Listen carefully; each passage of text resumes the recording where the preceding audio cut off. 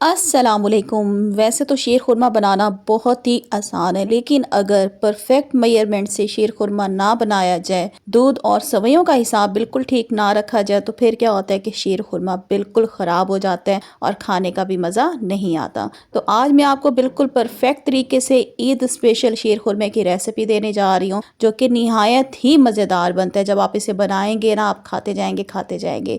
तो video start करने से पहले अगर आपने हमारा चैनल सब्सक्राइब नहीं किया तो जल्दी से चैनल को सब्सक्राइब कर दें, और वीडियो अच्छी लगे तो वीडियो को लाइक और शेयर करना बिल्कुल भी मत भूलिएगा।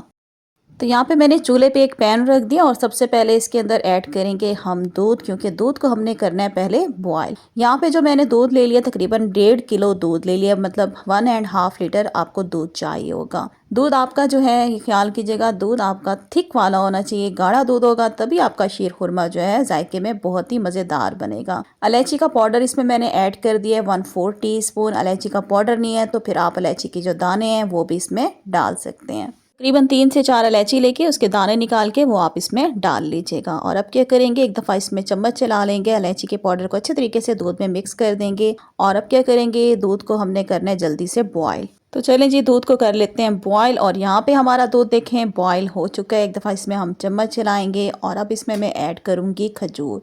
यहाँ पे मैंने खजूर लेके इसकी गुठली निकाल के इसको मैंने इस तरह से बारीक जो है कट कर लिया है। तकरीबन 6 से 7 खजूरें थी और इनको मैंने इस तरह से जूलियन शेप में बारीक कट कर लिया। ये इसमें डाल दिए। एक दफ़ा इसमें हम चम्मच चलाएंगे और अब क्या करेंगे, इसको हमने इसी तरह से लो आंच पे इसको छोड़ देना है तकरीबन 4 से 5 मिनट के लिए, ताकि जो हमारी खजूर है वो भी थोड़ी सॉफ्ट हो जाए। इसके बाद यहाँ पे हमने कुछ ड्राई फ्रूट्स ले लिए हैं। यहाँ पे हमने बादाम ले लिए हैं 9 से 10। किशमिश ले लिया ब्लैक वाली, तकरीबन 1 टेबल स्पून है, और 1 टेबल स्पून मैंने येलो वाली किशमिश ले ली है। 14 से 15 मैंने पिस्ते ले लिए हैं। पिस्ते मैं ज़्यादा यूज़ कर रही हूँ क्योंकि पिस्ते जो हैं शीर खुरमे में ज़्यादा अच्छे लगते हैं। यहाँ पे हमने ले लिए गरी। गरी के मैंने 9 से 10 जो हैं छोटे छोटे पीसेस ले लिए हैं।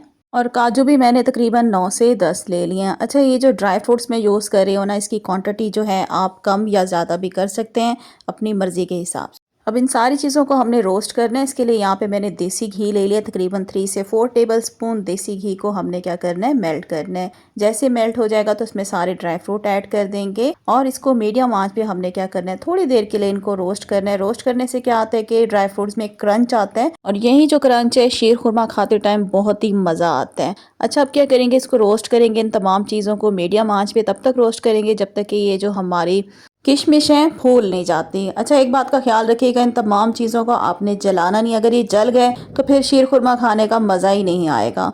और यहाँ पे देखें किशमिश हमारी फूल गई हैं, सारी चीज़ें हमने फ्राई कर ली हैं और इसको हमने निकाल लिया एक बाउल में। तो यहाँ पे क्या करते हैं, ड्राई फ्रूट को भी हम साइड पे रखते हैं और दूध को चेक कर लेते हैं।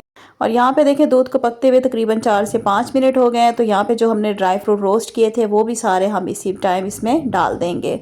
थोड़े से हम बचा लेंगे, गार्निशिंग के काम आएंगे।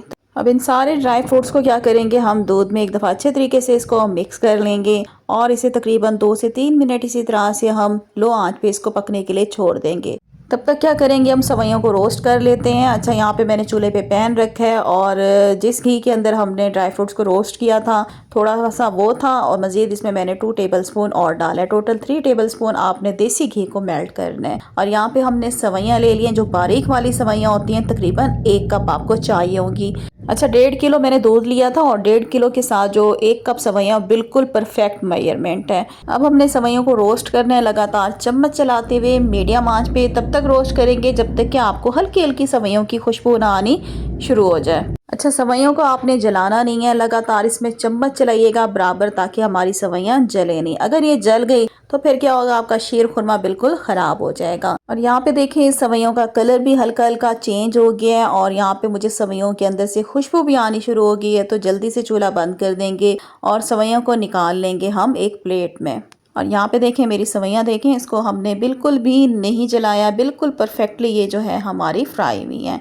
तो अभी क्या करते हैं, सवैयों को हम साइड पे रखते हैं। और यहाँ पे देखें दूध को पकते हुए तकरीबन 4 से 5 मिनट हो गए हैं। मैंने हल्की आंच पे दूध को ठहरा दिया था। दूध जो है हल्का सा हमारा गाढ़ा हो गया है। तो इसी वक्त हम क्या करेंगे, इसमें अपनी रोस्ट की हुई सवैयाँ ऐड कर देंगे। और साथ ही सेवइयों को मीठा करने के लिए मैं इसमें ऐड कर रही हूँ कंडेंस मिल्क तकरीबन आधा कप। कंडेंस मिल्क से जो है शीर खुरमे का टेस्ट बहुत ही अच्छा आता है। अगर आपके पास कंडेंस मिल्क नहीं है तो आप सिंपल चीनी भी इसमें आधा कप डाल सकते हैं। यहाँ पे अब क्या करेंगे, सेवइयों को और कंडेंस मिल्क को दूध के अंदर अच्छे तरीके से हम मिक्स करेंगे। अगर आपके पास कंडेंस मिल्क है तो लाजमी इसमें डालिएगा। इससे क्या होता है, हमारा शीर खुरमा जो है बिल्कुल क्रीमी बनता है, बहुत ही मज़ेदार बनता है। मिक्स करने के बाद बस अब हम क्या करेंगे, 4 से 5 मिनट हमने सेवइयों को पका लेना है ताकि ये सॉफ्ट हो जाए। बहुत ज़्यादा ओवर कुक मत कीजिएगा वरना सेवइयाँ आपकी बहुत ही ज़्यादा सॉफ्ट हो जाएंगी, आपस में चिपक जाएंगी, जिससे क्या होगा कि शीर खुरमा जो है बिल्कुल ख़राब हो जाएगा, खाने में मज़ा ही नहीं आएगा। और वीडियो देखते देखते यहाँ तक पहुँच ही चुके हैं। चैनल पे नहीं है तो जल्दी से मेरे चैनल को सब्सक्राइब कर दें और वीडियो अच्छी लग रही है वीडियो को लाइक तो ज़रूर कर दें। तो बस क्या करते हैं, 4 से 5 मिनट इसे मीडियम आंच पे इसको पका लेते हैं ताकि हमारी जो सेवइयाँ हैं वो सॉफ्ट हो जाएं।